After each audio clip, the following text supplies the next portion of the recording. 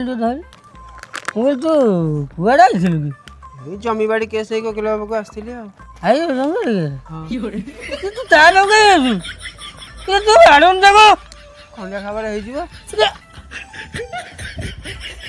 ଆରେ ଖଣ୍ଡିଆ ଖାରା ତୁ ବେକ କାଟିଦୁନି ବେକ କାଟିଦୁ ମୁଁ କାଇଁ ଅଛି ମୁଁ ସିଲେଇ କରିବି। ହଉ ବାଡ଼େଇଲୁ ବାଡ଼ା ମୁଁ ବୁଝୁ ଠିକ ହେଲା ବୁଝୁ। ହଁ ଆଉ ଶୁଣ ତୁ ଦଉନୁ ଟଙ୍କା 500 ଓକିଲ ବାବୁ ଦେଇଥିଲି।